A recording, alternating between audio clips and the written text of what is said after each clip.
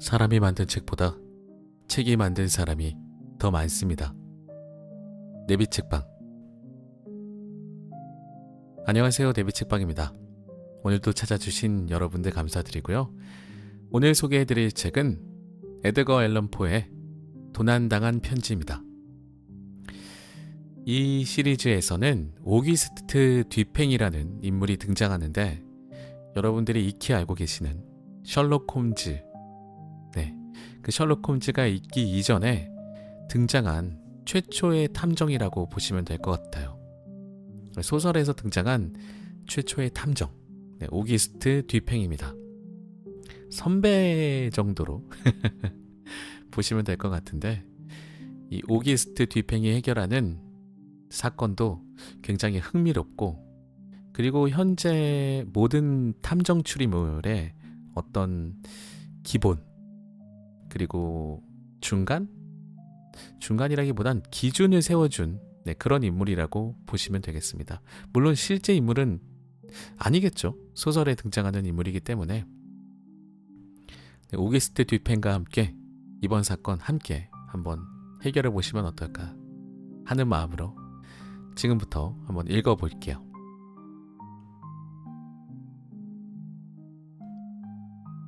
에드거 앨런 포, 도난당한 편지.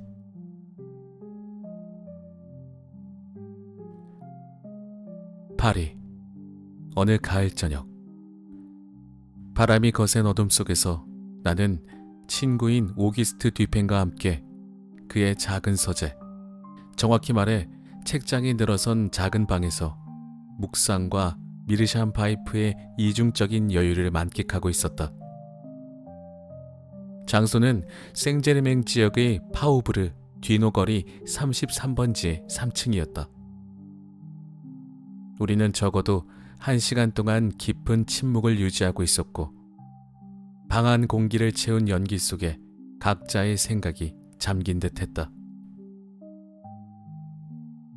나는 개인적으로도 저녁 일찍 뒤팽과 나눈 대화, 즉 루이 모르그 거리 사건과 마리 로제 살인 사건의 미스테리에 대해 곰곰이 생각하고 있었다.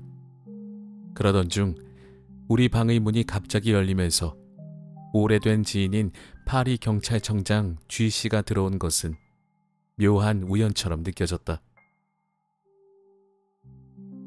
우리는 그를 반갑게 맞이했다.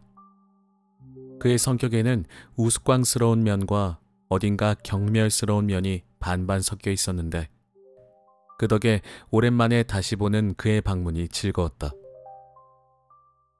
어두운 방 안에서 뒤팽은 불을 켜려고 일어났다가 G씨가 상담이 필요하다고 말하자 그대로 자리에 앉았다. 경찰 업무와 관련된 사안으로 많은 골치를 앓고 있다고 했다. 숙고가 필요한 문제라면, 뒤팽은 심지를 밝히지 않은 채 말했다. 어두운 상태에서 더 나은 검토가 가능할 겁니다. 참 독특한 발상이군. 경찰청장이 말했다. 그는 자신의 이해를 넘는 모든 것을 이상하다고 표현하는 버릇이 있어서 사실상 이상한 것들 속에 살고 있는 셈이었다. 아주 정확하십니다.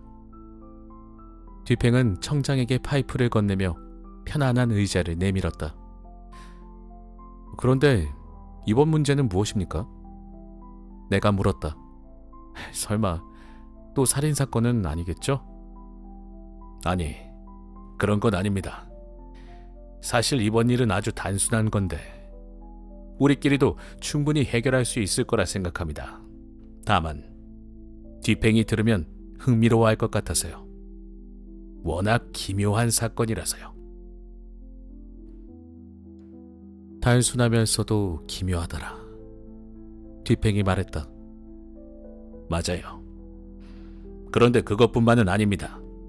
사실 우리가 좀 당황한 이유는 너무 단순해서 오히려 해결이 안 된다는 거죠.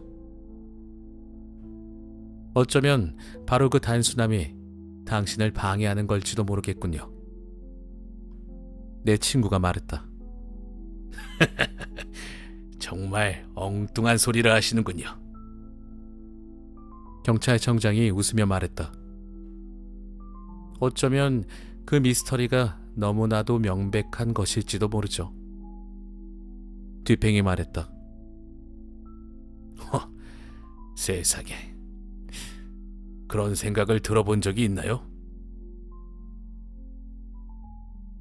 조금 지나치게 자명한 셈이죠. 우리 손님은 배를 잡고 웃어댔다. 뒤팽, 당신 때문에 내가 웃다 죽겠어.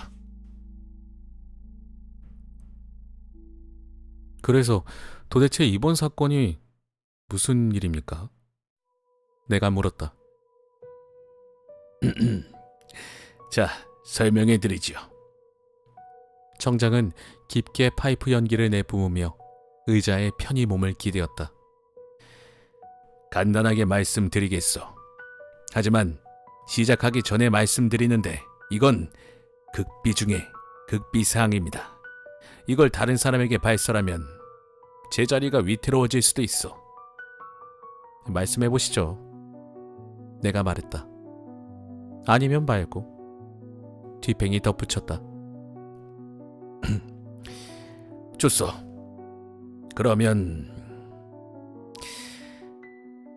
높은 곳으로부터 매우 중요한 서류가 왕실 내에서 도난당했다는 정보를 받았어. 서류를 훔친 자는 확실히 알려져 있어. 실제로 그가 서류를 가져가는 장면을 본 목격자도 있어. 그리고 그 서류가 여전히 그의 손에 있다는 것도 알고 있어. 어떻게 그걸 알 수 있죠? 뒤팽이 물었다. 문서의 성격과 그 문서가 도둑의 손에서 벗어났을 때 일어났어야 할 결과들이 아직 나타나지 않았기 때문이요. 즉, 도둑이 결국 그 문서를 사용하려고 계획하고 있음에도 불구하고 아무런 움직임이 없다는 점에서 명확히 추론할 수 있죠. 조금 더 명확하게 설명해 주시죠. 내가 말했다. 좋소. 간단히 말해 그 서류는 특정한 위치에서 소지자에게 막대한 힘을 부여하는 내용이 담겨 있어. 청장은 외교적 표현을 즐겨 사용하는 듯했다. 그래도 여전히 잘 이해가 되지 않습니다.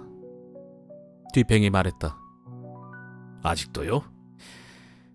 그렇다면 그 문서를 제3자가 알게 된다면 어떤 고귀한 인물의 명예가 심각한 위협을 받게 됩니다. 바로 이 사실 때문에 서류를 가진 자는 그 고귀한 인물의 명예와 평화를 위협할 수 있는 우위를 점하게 되는 것이죠. 하지만 그 우위라는 건 내가 끼어들며 말했다. 피해자가 도둑이 누구인지 알고 있다는 사실을 도둑이 아는 경우에만 의미가 있겠죠. 누가 감히 그런 일을? 그 도둑이 바로 D 장관입니다. 쥐씨가 말했다. 그는 인간에게 어울리는 일과 그렇지 않은 일을 가리지 않고 모두 감행하는 자죠. 도둑질의 방법도 대담한 못지않게 기발했습니다. 문제의 문서, 솔직히 말해 편지인데요. 그 문서는 피해자가 왕실 응접실에서 홀로 있을 때 받았습니다. 그녀가 그 편지를 읽고 있을 때 그녀가 가장 이 편지를 숨기고 싶었던 고귀한 인물이 갑작스레 방에 들어왔습니다. 그녀는 서둘러 편지를 서랍에 넣으려 했지만 실패했고 결국 펼친 상태 그대로 테이블 위에 놓을 수밖에 없었죠. 다행히도 주소가 위쪽에 있어 내용이 드러나지 않아 그 편지는 눈에 띄지 않았습니다. 바로 그때 D 장관이 들어왔습니다. 그의 매서운 눈은 즉시 편지를 발견하고 주소의 필체를 알아차렸으며 그 고귀한 인물이 당황한 모습을 보고 그녀의 비밀을 간파했습니다. 장관은 다른 업무적인 대화를 마친 후 이번엔 내용이 비슷해 보이는 또 다른 편지를 꺼내 읽는 척하며 그 편지를 문제의 편지 옆에 가까이 두었습니다. 그는 약 15분 정도 공적인 사안에 대해 대화를 나누었고 마침내 떠나기 전에 원래 그가 가질 자격이 없는 그 편지를 함께 가져갔습니다. 원래 편지의 주인은 그 장면을 보았지만 그 고귀한 인물이 곁에 있는 상황에서 그 사실을 지적할 용기가 없었죠. 결국 장관은 별다른 가치가 없는 자신의 편지만 테이블에 남기고 자리를 떴습니다. 자, 여기서 뒤팽이 나에게 말했다. 바로 네가 말한 대로 피해자가 도둑의 정체를 알고 있고 도둑이 그걸 알고 있다는 조건이 완벽히 충족되는군. 맞습니다. 경찰청장이 답했다. 그리고 이로 인해 확보한 권력을 지난 몇 달 동안 정치적인 목적으로, 그것도 상당히 위험한 수준까지 이용해 왔습니다. 피해자는 편지를 되찾는 길이 필수적임을 날마다 더 절실히 깨닫고 있습니다. 하지만 당연히 공개적으로는 그럴 수 없죠. 결국 절망한 나머지 저에게 이 문제를 맡기게 된 겁니다. 당신보다 더 현명한 대리인은 상상조차 할 수 없겠군요. 뒤팽은 연기를 자욱하게 피우며 말했다. 과찬이십니다. 경찰청장은 웃으며 답했다.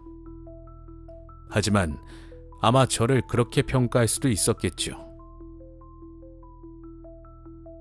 당신 말대로라면 장관이 여전히 그 편지를 소지하고 있다는 것은 분명해 보입니다. 그 편지를 실제로 사용하기보다 소지하고 있다는 사실이 권력을 주는 것이니 말이죠. 그걸 사용하게 되는 순간 그 힘은 사라질 겁니다. 그렇소. 쥐씨가 말했다. 그래서 바로 이 점에 주목하여 작업을 진행했습니다. 첫 번째로 한 일은 장관의 호텔을 철저히 수색하는 것이었죠. 여기서 가장 어려웠던 점은 그가 눈치채지 않게 수색하는 것이었습니다. 무엇보다도 우리의 의도를 그에게 들키게 되면 위험할 수 있다는 경고를 받았거든요.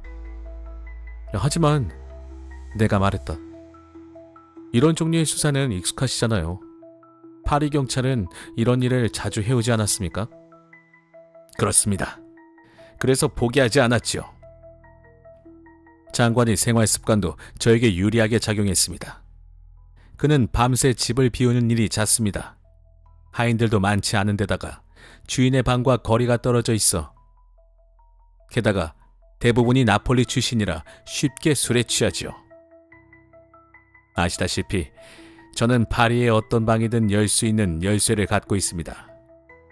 지난 석 달 동안 거의 매일 밤 장관의 호텔을 뒤짓는 데 시간을 쏟아왔습니다. 제 명예가 걸린 일이기도 하고, 사실 비밀 하나를 말씀드리자면 보상도 엄청나게 큽니다. 결국 제가 스스로 확신할 때까진 포기하지 않았습니다. 도둑이 나보다 더 교활하다는 걸 깨달을 때까지 말입니다. 편지가 숨겨질 수 있는 장소는 모두 조사했다고 생각합니다. 그런데 내가 제안했다. 그 편지가 장관의 소유인 것은 확실하지만 꼭 그의 집에 숨겨진 것이 아닐 수도 있지 않을까요? 그럴 가능성도 아주 없진 않죠. 뒤팽이 말했다. 하지만 지금 궁정의 상황과 특히 D 장관이 연루된 것으로 알려진 음모들을 고려해보면 그 문서를 언제든지 즉시 사용할 수 있는 상태로 유지하는 것이 소지 자체만큼이나 중요할 겁니다. 언제든지 사용할 수 있게 한다고요? 내가 되물었다. 필요할 때 즉시 파기할 수 있도록 준비해둔다는 뜻이죠. 뒤팽이 말했다. 그렇군요. 그렇다면 그 문서는 분명 그의 거처에 있을 겁니다. 그리고 그가 몸에 지니고 있을 가능성은 없다고 봐도 되겠죠. 전혀 없다고 봅니다. 사실 그를 노상강도처럼 둘러싸서 2번이나 직접 몸수색을 했습니다. 그런 수고는 안 하셔도 됐을 텐데요. 뒤팽이 말했다. D 장관이 바보가 아닌 이상 그런 습격을 예상했을 겁니다. 바보는 아니죠. 쥐가 말했다. 하지만 시인이잖아요. 내 생각엔 시인은 바보와 종이 한 장 차이죠. 맞는 말씀입니다. 듀팽이 미르샨 파이프를 깊게 빨며 잠시 생각에 잠겼다. 저도 엉터리 시를 몇 번 써본 적이 있어요. 수색 과정의 세부 사항을 좀 설명해 주시겠습니까? 내가 물었다. 사실 우리는 시간을 들여 철저히 조사했습니다. 저는 이런 일에 오랜 경험이 있죠.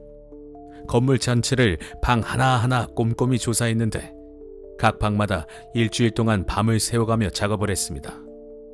먼저 각 방의 가구를 조사했습니다. 가능한 모든 서랍을 열어봤고요. 수사에 훈련된 경찰에게 비밀 서랍 같은 건 없다는 걸 아실 겁니다. 이런 수색에서 비밀 서랍을 놓친다면 그건 바보나 다름없죠. 그 원리가 너무 명확하거든요. 모든 캐비넷에는 일정한 공간이 있기에 그 공간이 온전히 설명되지 않는다면 비밀이 있다는 겁니다. 우리는 그런 점에서 정확한 기준을 가지고 있고 오차가 거의 없는 장비를 사용합니다. 0.02mm의 틈도 놓치지 않습니다. 캐비넷을 조사한 후에는 의자를 살폈습니다. 보신 적이 있을 텐데 그 긴 바늘로 쿠션을 찔러가며 조사했죠. 테이블에 상판까지 떼어냈습니다. 왜 상판을 떼신 거죠? 때로는 테이블 상판을 분리해 물건을 숨기기도 합니다. 다리를 파내서 물건을 집어넣고 다시 상판을 원래대로 고정하는 방식이죠. 침대 기둥의 윗부분과 아랫부분도 같은 방식으로 쓰입니다. 그렇다면 소리로 공간을 감지할 수 있지 않습니까? 내가 물었다. 전혀 아닙니다. 물건을 넣을 때 솜 같은 걸 충분히 채워 넣으면 소리로는 감지할 수 없습니다. 게다가 우리 경우 소음을 최소화해야 했기에 그렇게는 할 수 없었죠. 그런데 모든 가구를 일일이 분해해 조사할 수는 없었을 텐데요. 편지를 얇게 말아 대바늘처럼 생긴 스파이럴 모양으로 만들면 예를 들어 의자 다리 같은 데 숨길 수도 있을 겁니다. 의자 전체를 분해하진 않으셨겠죠? 물론 그렇지는 않았습니다. 하지만 더 나은 방법을 썼죠. 호텔 내 모든 의자의 다리와 가구의 연결 부위를 고성능 현미경으로 조사했습니다. 조금이라도 최근에 손을 댄 흔적이 있었다면 바로 알아챘을 겁니다. 예를 들어 작은 톱밥 한 알갱이만 있어도 사과만큼이나 눈에 띄었을 겁니다. 접착제의 상태가 흐트러졌거나 이음새가 조금이라도 벌어진 흔적이 있었다면 금방 알아차렸을 겁니다. 거울도 조사하셨겠죠? 거울의 판과 판 사이, 침대와 침구, 커튼과 카펫까지요. 물론입니다. 모든 가구를 이 방법으로 완벽히 조사한 후 우리는 집 자체를 조사했습니다. 집 전체를 구획으로 나누어 번호를 매긴 뒤 놓치는 부분이 없도록 했습니다. 그리고 모든 구역을 현미경으로 일일이 조사했습니다. 심지어 인접한 두 집까지도 포함해서 말입니다. 인접한 두 집까지? 내가 놀라서 말했다. 정말 고생이 많으셨겠군요. 그렇습니다. 하지만 보상이 어마어마하니까요. 집 주변의 마당도 조사하셨나요? 주변은 전부 벽돌로 포장되어 있어서 상대적으로 수월했습니다. 벽돌 사이에 있기도 확인했는데 전혀 움직인 흔적이 없더군요. D 장관의 서류는 물론이고 서재의 책들도 살펴보셨겠군요. 당연히요. 모든 서류 뭉치를 하나하나 열어봤습니다. 모든 책을 일일이 펼쳐보고 경찰들이 흔히 하듯이 단순히 털어보는 걸로는 만족하지 않았습니다. 책 표지의 두께도 하나하나 정확히 측정하고 현미경으로 세심하게 조사했죠. 제본이 최근에 손상되었으면 절대 놓치지 않았을 겁니다. 제본소에서 갓 나온 5권인과 6권은 긴 바늘로 책 등 쪽을 길이 방향으로 찔러가며 살펴봤습니다. 카펫 밑에 바닥도 조사하셨나요? 물론입니다. 모든 카펫을 제거하고 바닥 판자들을 현미경으로 조사했습니다. 벽지까지도요? 그렇습니다. 지하실도 보셨나요? 봤습니다. 그렇다면 내가 말했다. 어딘가 잘못 계산하신 것 같습니다. 편지는 당신이 생각한 대로 그 건물에 있지 않은 것 같군요. 그 말씀이 맞을까 두렵군요. 청장이 한숨을 쉬며 말했다. 자, 뒤팽. 당신이라면 이제 어떻게 하겠습니까? 저라면 그 장소를 다시 철저히 수색하겠습니다. 그건 정말 불필요한 일입니다. 쥐씨가 단호하게 말했다. 제가 지금 숨을 쉬고 있다는 것만큼이나 확실하게 그 편지는 그 호텔에 없다고 장담할 수 있습니다. 그렇다면 달리 드릴 조언이었군요. 뒤팽이 말했다. 그 편지의 정확한 묘사는 가지고 계시죠? 아, 물론입니다. 이렇게 말하며 경찰청장은 수첩을 꺼내더니 잃어버린 문서의 내부 모습과 특히 외관에 대한 세부 묘사를 큰 소리로 읽기 시작했다. 그가 묘사를 다 읽고 나자 한층 풀이 죽은 상태로 떠났는데 그가 그렇게 기운이 빠진 모습은 처음 보는 일이었다. 약 한 달 후 그가 우리를 다시 찾아왔다. 우리가 예전과 거의 비슷한 모습으로 시간을 보내고 있는 걸 보고는 파이프를 물고 의자에 앉아 평범한 대화를 나누기 시작했다. 그러다 마침내 내가 물었다. 쥐씨, 그 도난당한 편지는 어떻게 됐습니까? 이제 장관을 넘어서는 건 불가능하다는 결론을 내린 건 아닌가요? 제 얘기를, 그 인간 말입니다. 그래도 뒤팽이 말한 대로 재수색을 해보긴 했습니다만 역시 예상했던 대로 헛수고였죠. 보상금이 얼마라고 하셨죠? 뒤팽이 물었다. 어마어마한 금액입니다. 정말 후한 보상이에요. 정확한 금액은 말하기 싫습니다만 한 가지 말씀드리자면 그 편지를 구해줄 사람에게라면 제 개인 수표로 5만 프랑도 기꺼이 줄 겁니다. 사실 매일매일 그 편지가 점점 더 중요해지고 있거든요. 최근에는 보상금이 2배로 올랐습니다. 3배로 오른다 해도 제가 할 수 있는 건 이미 다 해봤습니다만.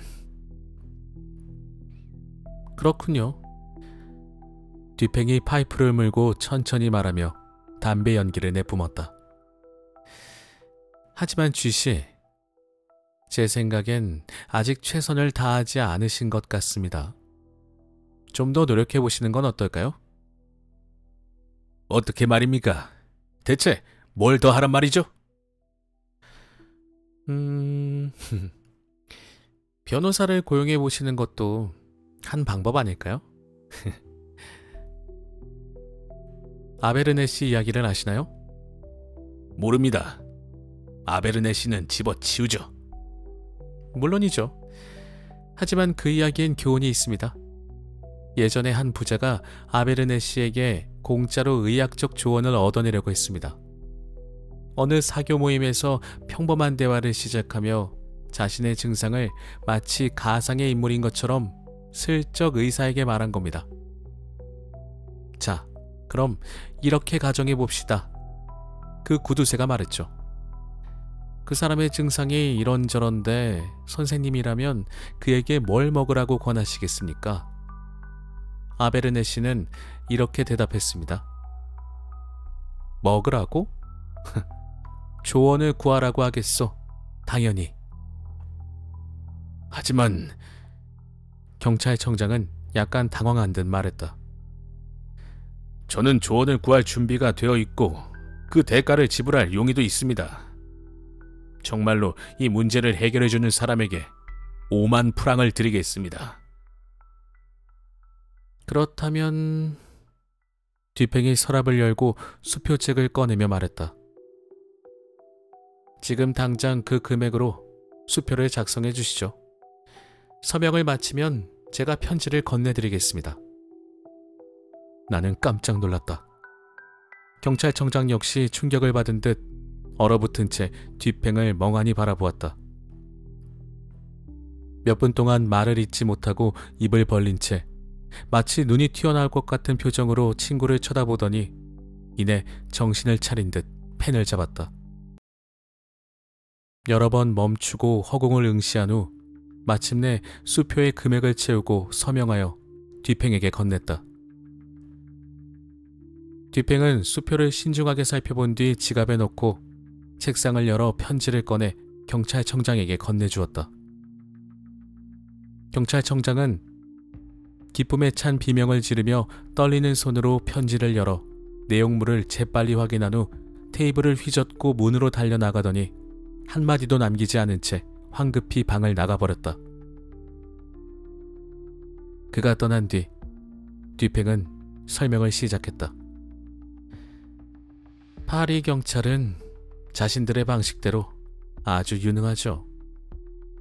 그가 말했다. 그들은 끈질기고 기발하고 교묘하며 그들의 임무에 필요한 지식을 철저히 갖추고 있습니다. 그래서 쥐씨가 호텔에서 수색을 진행한 방식을 설명할 때 그가 할 수 있는 한 최선을 다해 철저하게 조사했다는 점에 대해서는 의심치 않았습니다. 그가 할 수 있는 한? 내가 되물었다. 그렇습니다. 뒤팽이 말했다. 그가 채택한 방법들은 그 방식 중에 최고였을 뿐만 아니라 완벽에 가깝게 실행되었습니다. 만약 편지가 그의 수색 범위 안에 숨겨져 있었다면 그들은 반드시 그것을 찾아냈을 겁니다.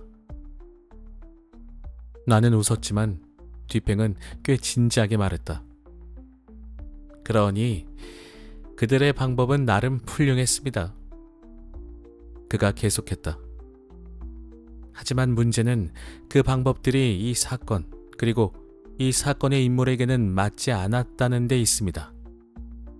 경찰청장은 마치 프로크루스테스의 침대처럼 자신이 알고 있는 여러 정교한 수단에 무작정 사건을 맞추려 했죠. 그는 언제나 문제의 본질에 너무 깊이 들어가거나 혹은 지나치게 피상적으로 접근합니다. 그래서 어쩌면 몇몇 어린아이들이 그보다 더 나은 추리력을 발휘할 수 있죠. 나는 8살 정도 된 소년을 알고 있는데 짝수와 홀수 게임에서 놀라운 성공을 거둔 적이 있습니다. 이 게임은 단순합니다. 한 사람이 손에 구슬을 쥐고 다른 사람에게 그 개수가 짝수인지 홀수인지 맞춰보라고 하는 것이죠. 맞히면 구슬을 하나 얻고 틀리면 하나 잃습니다. 이 소년은 학교에서 모든 아이들의 구슬을 따냈습니다. 물론 그는 단순히 운이 좋았던 것이 아니라 상대의 교활함을 관찰하고 그 수준을 가늠하는데 성공했던 겁니다. 예를 들어 그의 상대가 완전히 바보라면 상대가 주먹을 쥐고 짝수일까 홀수일까 라고 묻습니다. 그러면 이 소년은 홀수라고 대답했다가 틀려서 구슬을 잃겠죠. 하지만 두 번째 시도에서 그는 이성적으로 이렇게 생각합니다. 이 바보는 첫 번째 시도에서는 짝수였고 그의 교활함은 두 번째 시도에서는 홀수로 바꿀 만큼의 수준이다. 그러니 이번엔 홀수를 선택하겠다. 그는 홀수를 마치고 승리합니다. 이제 상대가 첫 번째 바보보다 조금 더 교활한 사람이라면 소년은 이렇게 추리합니다. 이 녀석은 첫 번째 시도에서 내가 홀수를 선택한 것을 기억하고 있을 테고 첫 충동으로는 짝수에서 홀수로 단순하게 바꾸려 할 것이다. 하지만 곰곰이 생각해보면 그게 너무 단순하다고 여기고 결국 다시 짝수를 내겠다고 결심하겠지. 그러니 나는 짝수를 고르겠다. 그는 짝수를 마치고 승리합니다. 이제 이 소년이 사용한 추론 방식, 친구들이 운이 좋다고 부르던 그 방법, 그 본질이 무엇이라고 생각합니까? 그건 단순히 내가 말했다. 추리자가 상대의 지성과 자신의 지성을 동일시하는 것일 뿐이죠. 바로 그렇습니다. 뒷팽이 말했다. 그래서 그 소년에게 어떻게 그렇게 철저히 상대와 자신을 동일시할 수 있었는지 물어보니 이런 대답을 하더군요. 제가 어떤 사람이 얼마나 현명한지 혹은 얼마나 어리석은지, 얼마나 선량한지 혹은 얼마나 사악한지, 그 사람의 생각이 무엇인지 알고 싶을 때는 그 사람 얼굴의 표정과 제 얼굴 표정을 최대한 똑같이 맞춰봅니다. 그러고 나서 제 마음속에서 그 표정에 어울리는 생각이나 감정이 떠오르기를 기다리죠. 이 소년의 대답이야말로 라 로슈푸코, 라 브리에르, 마키아벨리, 그리고 campanella 같은 사람들에게 종종 부여되는 가짜 깊이의 근원입니다. 그렇다면 내가 말했다. 상대의 지성과 동일시하는 것은 말하자면 상대의 지성을 얼마나 정확하게 평가하느냐에 달려있겠군요. 실제로 효과를 보려면 그 점이 매우 중요합니다. 뒷팽이 대답했다. 그리고 경찰청장과 그의 부하들이 자주 실패하는 이유는 첫째로 이 동일시를 하지 못하기 때문이고, 둘째로 상대의 지성을 정확히 평가하거나 측정하지 않기 때문입니다. 그들은 오직 자신들이 생각하는 기바람에만 의존하고 숨겨진 물건을 찾을 때에도 자신들이 물건을 숨길 방식만을 기준으로 합니다. 그들의 접근 방식이 틀린 것은 아닙니다. 그들의 기바람은 일반 대중의 기바람을 잘 반영하니까요. 하지만 범인의 교활함이 그들과 성격상 다르다면 그들에게 속을 수밖에 없겠죠. 특히 그들의 수준을 초과할 때는 항상 실패하고 그보다 낮을 때도 자주 실패합니다. 그들은 수사의 원칙에 변화가 없습니다. 최선을 다해봤자 특별한 보상이 걸렸을 때 기존 방식의 범위를 확장하거나 과장할 뿐 원칙 자체는 그대로입니다. 예를 들어 이번 D 장관 사건에서 무언가 새로운 원칙이 적용된 게 있었나요? 구멍을 뚫고 찌르고 소리로 감지하고 현미경으로 조사하고 건물의 모든 표면을 인치 단위로 나누어 수색하는 것. 이 모든 게 결국 하나의 원칙에 대한 과장일 뿐입니다. 그들이 오랜 관행 속에서 익숙해진 기바람이라는 개념에 기반해 그 방법들을 적용한 것에 불과하지 않나요?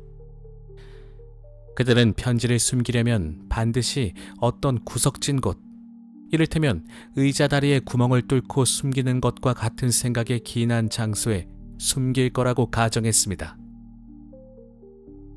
그리고 뒷팽은 계속해서 말했다. 그들이 그렇게 애써 찾으려 했던 은밀한 장소들은 평범한 경우에나 어울릴 법한 곳이죠. 그런 식의 은닉 방법은 보통 수준의 지성을 가진 사람만이 사용할 겁니다. 왜냐하면 물건을 숨길 때 제일 먼저 떠오르는 방식이 바로 그런 구석진 곳에 감추는 것이기 때문이죠. 이런 경우에는 예리한 추리력보다는 단순히 인내심과 신중함만 있으면 충분히 찾아낼 수 있습니다. 정치적 관점에서 보상이 크거나 사건이 중요할 때 그런 자질은 결코 실패하지 않지요. 그래서 제가 말한 겁니다. 도난당한 편지가 경찰청장의 수색 범위 내에 있었다면, 즉 경찰청장의 원칙 안에서 숨겨진 것이었다면 그 편지를 찾는 것은 전혀 어려운 일이 아니었을 거라고요. 그러나 이번에 청장은 완전히 속아 넘어갔습니다. 그의 패배의 근본 원인은 장관이 시인으로 유명하다는 이유로 그를 바보로 여긴 데 있습니다. 모든 바보는 시인이다 라는 느낌을 그는 갖고 있었고, 그 생각에서 모든 시인은 바보다라고 결론 내린 것은 논리적 오류에 불과한 것이죠. 그런데 진짜 그 시인이 맞습니까? 내가 물었다. 장관에게 형제가 둘 있다는 건 알고 있습니다. 두 사람 모두 문학계에서 명성을 얻었죠. 내가 알기로는 그 장관은 미분학에 대해 전문적으로 글을 썼다고 들었습니다. 그는 수학자이지 시인은 아닙니다. 당신이 잘못 알고 있습니다. 나는 글을 잘합니다. 그는 시인이자 수학자예요. 시인이자 수학자였기 때문에 그가 논리를 펼칠 수 있었던 겁니다. 단순히 수학자였더라면 그는 아예 추론을 할 수 없었을 것이고, 그랬다면 청장의 소나귀에서 벗어나지 못했을 겁니다. 세상 사람들의 의견과는 정반대의 의견이군요. 내가 말했다. 수세기 동안 잘 정립된 개념을 무시하실 생각은 아니겠죠? 수학적 추론은 최고의 이성으로 오랫동안 여겨져 왔으니까요. 뒤팽은 샹포르의 말을 인용하며 대답했다. 즉, 모든 공공의 생각, 모든 통념은 어리석음이라고. 왜냐하면 그것이 대다수에게 받아들여졌기 때문입니다. 그는 말을 이어갔다. 수학자들이 당신이 언급한 그 대중적 오류를 진실처럼 퍼뜨리려 애썼다는 점은 인정합니다. 하지만 그건 어디까지나 오류일 뿐입니다. 예를 들어 그들은 분석이라는 용어를 대수학에 적용하는 식으로 교묘하게 속임수를 썼습니다. 이 특정 속임수의 시작은 프랑스인들에게 있죠. 하지만 용어가 중요하다면, 말의 적용 가능성으로부터 가치가 나온다면, 분석이 대수학을 의미한다고 보는 것은 마치 라틴어에서 야망을 뜻한다거나 종교를 뜻한다거나 명예로운 사람들을 뜻하는 것만큼이나 잘못된 해석입니다. 당신이 파리의 대수학자들과 한판 붙으신 모양이군요. 내가 말했다. 계속 말씀해 보시죠. 나는 특별한 형태로 단련된 이성의 유용성, 그리고 따라서 그 가치를 부정하는 겁니다. 특히 수학적 학습을 통해 얻어진 이성의 가치를요. 수학은 형태와 양의 과학입니다. 수학적 추론은 단지 형태와 양에 대한 관찰에 논리를 적용한 것일 뿐입니다. 큰 오류는 순수 대수학이라 불리는 분야의 진리가 마치 추상적이고 보편적인 진리인 것처럼 여기는 데 있습니다. 이 오류는 너무나 터무니없어 이렇게 보편적으로 받아들여지고 있다는 것에 놀라울 따름입니다. 수학적 공리는 일반적인 진리의 공리가 아닙니다. 형태와 양에 관한 진리가 예를 들어 도덕에 적용될 때는 아주 심각하게 잘못될 수 있습니다. 도덕에서는 집합된 부분들이 전체와 동일하다는 말이 종종 거짓이지요. 화학에서도 이 공리는 실패합니다. 동기와 관련해서도 마찬가지입니다. 예를 들어 각각 특정한 가치를 지닌 두 개의 동기가 있다고 할 때 그 동기들을 합친다고 해서 반드시 두 개의 가치가 합쳐진 것만큼의 가치를 가지는 것은 아닙니다. 수학적 진리는 관계의 한계를 넘지 못하는 경우가 많습니다. 그러나 수학자들은 이 한정된 진리를 마치 절대적인 보편성을 지닌 것처럼 다루고 세상도 이를 그렇게 여깁니다. 브라이언트는 그의 학술적인 저서 신화학에서 이와 유사한 오류의 원천을 언급합니다. 그는 이교도의 신화는 믿지 않지만 우리는 자꾸 스스로를 잊어버리고 마치 그것들이 실제인 것처럼 결론을 내린다고 말하죠. 그러나 대수학자들은 그들 자신이 이교도이기에 그 이교도의 신화를 믿고 있으며 그 결론들을 기억 상실해서가 아니라 단순히 그들의 머리가 어지러워서 그렇게 내리고 있습니다. 요컨대 나는 아직까지 순수한 수학자가 x제곱 플러스 px가 절대적이고 무조건적으로 Q와 같다는 믿음을 가지고 있지 않은 사람을 본 적이 없습니다.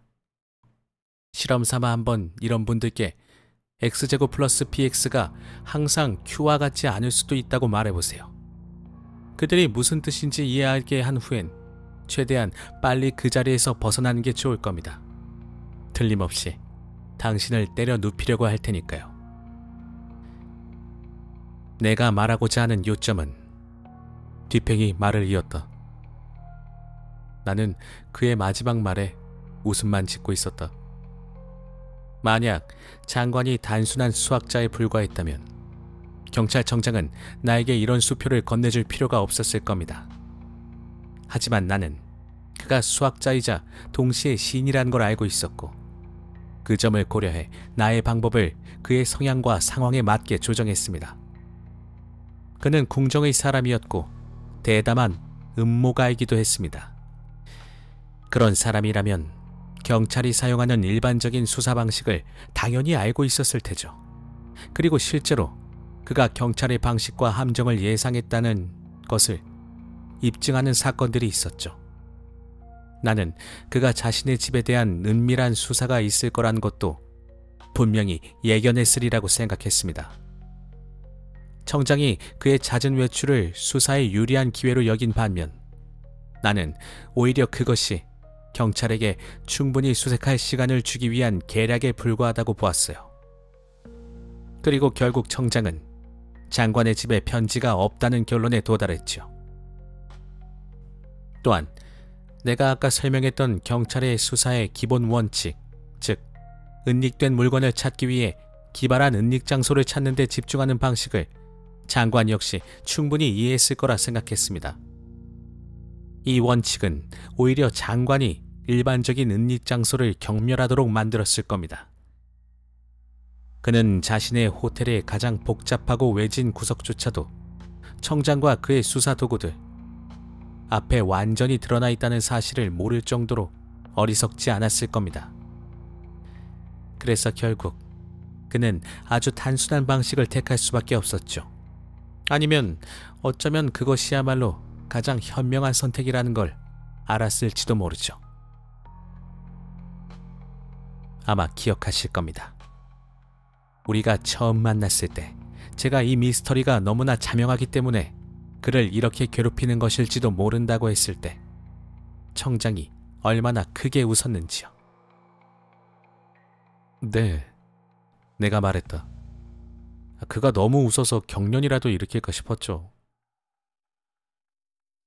물질계에는 비물질계와 엄격하게 유사한 점들이 넘쳐납니다. 뒷팽이 계속했다. 그래서 은유나 비유가 논증을 강화하거나 묘사를 꾸미는 데 도움이 된다는 수사학적 명제가 진리의 색채를 띠게 되었죠. 예컨대 물리학과 형이상학에서 관성의 원리는 동일합니다. 큰 물체가 작은 물체보다 움직이기 어렵고 한번 움직이면 그 운동량도 그만큼 큰 것처럼 큰 지성을 가진 사람도 더 강력하고 지속적이며 사건이 풍부한 사고 과정을 거칩니다. 하지만 처음 몇 걸음은 오히려 작고 단순한 지성보다 더디고 망설임이 많죠. 또 다른 예를 들어보겠습니다. 거리의 상점 간판 중 어떤 것이 가장 눈에 띄는지 생각해 본 적이 있습니까? 한 번도 생각해 본 적이 없습니다. 내가 대답했다. 지도 위에서 하는 퍼즐 게임이 있습니다. 그가 계속했다. 한쪽이 특정 단어, 도시나 강, 주, 제국 같은 단어를 찾도록 다른 쪽에게 요구합니다. 게임 초보자들은 대개 상대를 난처하게 만들려고 아주 작은 글자로 적힌 이름을 제시하죠. 하지만 숙련된 사람은 지도의 한쪽 끝에서 다른 쪽 끝까지 큼지막하게 쓰인 단어를 선택합니다. 이것들은 길거리에 지나치게 큰 간판이나 게시물처럼 너무 자명해서 오히려 눈에 잘 띄지 않죠. 여기서 발생하는 물리적인 간과가 너무나 명백해서 오히려 보지 못하게 되는 심리적 간과에 정확히 일치합니다. 하지만 이런 점은 경찰청장의 이해를 조금 벗어나 있거나 그 아래에 있는 것 같습니다. 그는 장관이 그 편지를 세상 사람들 코앞에 놔둠으로써 세상 사람들 중 누구도 그 편지를 보지 못하게 만들었을 가능성을 한 번도 생각해 본 적이 없었던 겁니다. 하지만 D 장관의 대담하고 대범하며 판단력 있는 기발함을 생각하면 생각할수록 그가 이 문서를 유용하게 사용할 의도가 있었다면 항상 손이 닿는 곳에 두었으리라는 점을 생각할수록, 그리고 경찰청장이 수색한 결과 그 서류가 그의 일반적인 수사 범위 내에는 없다는 결정적인 증거를 얻었다는 사실을 고려할수록 나는 더욱 확신하게 되었습니다. 장관이 이 편지를 숨기는 데 쓴 방법은 오히려 아예 숨기려 하지 않는 것이라는 매우 포괄적이고 현명한 방책이라는 점을 말입니다. 이 생각에 사로잡힌 나는 녹색 안경을 준비하고 어느 맑은 아침 우연을 가장해 장관의 호텔을 방문했습니다. 장관은 집에 있었고 평소처럼 지루함에 몸을 기대어 하품을 하며 빈둥거리고 있었습니다. 그는 늘 극심한 권태에 빠진 듯 행동했지만 사실 그 누구보다도 열정적인 사람이라는 것을 저는 알고 있었습니다. 물론 아무도 보고 있지 않을 때에만 그런 면모를 드러내지만요. 그와 동등한 입장에서 대하기 위해 나는 눈이 나빠져서 어쩔 수 없이 안경을 써야 한다고 하소연했습니다. 그러면서 겉으로는 그와 대화에만 집중하는 듯 행동하면서도 은밀하게 방 안 구석구석을 샅샅이 살펴보았습니다. 특히 장관이 앉아있던 큰 책상에 주목했는데 그 위에는 여러 가지 편지와 서류들이 어지럽게 흩어져 있었고 몇 개의 악기와 책 몇 권도 놓여 있었습니다. 그러나 이곳을 오랫동안 신중하게 관찰했음에도 특별히 의심스러운 점은 찾지 못했습니다. 그러다 마침내 내 시선이 방 안을 한 바퀴 도는 중에 벽난로 아래쪽 작은 노쇠 손잡이에 더러운 파란 리본으로 매달린 허술한 장식용 카드꽂이에 닿았습니다. 이 카드꽂이에는 3-4개의 칸이 있었고 그 중에 5-6개의 명함과 외톨이 편지 한 통이 꽂혀 있었습니다. 그 편지는 많이 더럽혀져 있었고 중간 부분이 거의 찢어져 있었죠. 처음에는 쓸모없다고 완전히 찢어버리려 했다가 다시 생각을 바꿔 찢는 걸 멈춘 듯한 모습이었습니다. 검은색의 큰 봉인에는 장관의 표식이 뚜렷하게 새겨져 있었고 편지의 주소는 작은 여성의 필체로 D 장관에게 쓰여 있었습니다. 이 편지는 대충, 심지어 경멸스럽다는 듯이 카드꽂이의 가장 위칸에 꽂혀 있었습니다. 이 편지를 본 순간 나는 이것이 내가 찾고 있던 편지일 것이라고 확신했습니다. 물론 겉으로 보기에는 경찰청장이 묘사한 편지와는 완전히 다르게 보였습니다. 여기 있는 봉인은 크고 검은색이며 장관의 표식이 찍혀 있었지만 경찰청장이 묘사한 편지의 봉인은 작고 붉은색의 S 가문의 문장이 새겨져 있었죠. 여기서는 주소가 작은 여성 필체로 장관에게 쓰여 있었지만 청장이 말한 편지의 주소는 왕족의 이름으로 강하고 단호하게 적혀 있었다고 했습니다. 오직 크기만이 두 편지 사이의 유일한 공통점이었습니다. 하지만 이 차이점들이 지나치게 두드러진 점, 종이가 지저분하고 찢어진 상태로 장관의 깔끔한 성향과 전혀 어울리지 않는다는 점, 그리고 오히려 문서의 가치를 떨어뜨려 보이게 하려는 의도가 느껴지는 점, 이 모든 것이 명백히 보이는 곳에 그 문서를 놓아두었다는 사실과 맞물려 미심쩍은 느낌을 강화해 주었습니다. 모든 방문객의 시선에 그대로 노출되어 있는 이 편지의 지나치게 노골적인 위치는 제가 이미 세운 결론과도 정확히 일치했습니다. 말하자면 의심할 마음을 가지고 간 사람에게는 충분히 의심을 확신시킬 수 있는 요소들이었죠. 나는 가능한 한 오래 장관의 집에 머물렀고 그가 항상 관심을 가지며 열정적으로 논의하던 주제로 활발한 대화를 이어갔습니다. 그러면서도 내 진짜 관심은 편지에 고정되어 있었죠. 나는 그 편지의 외관과 가득꽂이 안에서의 배치를 모두 기억에 새겼습니다. 그리고 마침내 결정적인 발견을 했습니다. 종이 가장자리를 자세히 살펴보니 생각보다 심하게 달아있더군요. 종이가 단단하게 접혀있던 부분이 반대 방향으로 재접혀 손상된 흔적이 있었습니다. 마치 장갑을 뒤집듯이 편지가 뒤집혀 다시 봉인된 것이 확실해 보였습니다. 이 발견으로 더 이상 의심할 여지가 없었습니다. 나는 장관에게 작별 인사를 하고 곧바로 자리를 떠났습니다. 테이블 위에는 금제 코담배통을 일부러 두고 나왔죠. 다음 날 나는 코담배통을 가지러 다시 찾아갔습니다.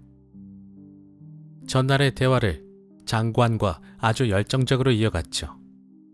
그때 호텔 창문 바로 아래에서 마치 총성이 들리는 듯한 요란한 소리가 났고 이어서 공포에 질린 군중의 비명과 아우성이 들려왔습니다. 장관은 창문으로 달려가 그것을 열고 밖을 내다봤습니다. 그 사이 나는 카드꽂이로 다가가서 편지를 집어 주머니에 넣고 미리 준비해간 겉모양이 똑같은 가짜 편지로 바꿔놓았습니다. 나는 빵 조각으로 만든 봉인 도장을 이용해 D 장관의 문양을 쉽게 흉내낼 수 있었습니다. 길거리의 소동은 머스킷총을 든 한 남자가 미친 듯이 군중을 향해 발포하며 난동을 부린 것이 원인이었습니다. 다행히 총알이 없었고 사람들은 그를 정신 이상자나 술 취한 사람으로 치부하며 내버려 두었습니다. 그가 자리를 떠나자 장관은 창문에서 돌아왔고 나는 곧 그에게 작별 인사를 했습니다. 그 소란을 일으킨 남자는 사실 내가 고용한 사람 중 하나였습니다. 그런데 왜 굳이 가짜 편지를 남기셨습니까? 내가 물었다. 첫 방문 때 그냥 편지를 가져와서 떠나는 게 더 낫지 않았을까요? 장관은 매우 위험하고 담대한 사람입니다. 뒷팽이 대답했다. 그의 호텔에는 그에게 충성을 바치는 수행원들도 있고요. 만약 내가 당신이 말한 대로 대담하게 편지를 가져가려 했다면 나는 아마도 그 자리에서 살아서 나올 수 없었을 겁니다. 파리 사람들은 더 이상 내 소식을 듣지 못하게 되었겠지요. 하지만 이런 이유 외에도 내가 굳이 가짜 편지를 남긴 데에는 또 다른 목적이 있었습니다. 내 정치적 성향을 알고 있지 않습니까? 이번 사건에서는 그 여인의 편에 서기로 결심했습니다. 장관은 지난 18개월 동안 그 여인을 자신의 권력 아래 두고 있었지만 이제는 반대로 그녀가 그를 소나귀에 넣게 된 셈입니다. 장관은 여전히 편지가 자기 손에 있다고 믿기 때문에 이전과 다름없이 협박을 이어갈 겁니다. 그러다 결국 스스로를 정치적 파멸로 이끌게 되겠죠. 그의 몰락은 참으로 볼만할 겁니다.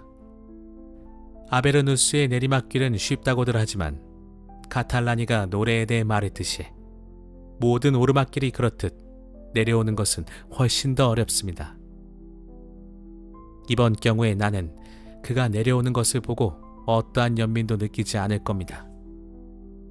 그는 원칙 없는 천재니까요. 다만 청장이 말한 그 고귀한 인물에게 도전장을 받은 그가 내가 남긴 가짜 편지를 열어볼 때 어떤 심정일지, 그가 정확히 무슨 생각을 할지 좀 궁금하긴 합니다. 어떻게요? 거기에 특별한 내용을 써놓기라도 했습니까? 내가 물었다. 그렇습니다. 그 속을 완전히 비워두는 것은 뭔가 무례하게 느껴졌거든요. 장관이 예전에 빈에서 나에게 못된 짓을 한 적이 있어서 그때 내가 웃으며 언젠가 꼭 기억하겠다고 했었지요. 그가 자신의 속임수를 꿰뚫는 사람이 누구일지 궁금해할 것이라는 걸 알았기에 작은 단서를 주기로 했습니다. 그는 내 필체를 잘 알고 있으니까. 빈 종이 한가운데 이렇게 적어두었죠. 그렇게 흉악한 계획이 아틀레에 걸맞지 않다면 디에스테에게 걸맞다 라는 의미로 형제를 해치려는 복수심과 음모를 암시하는 구절을요.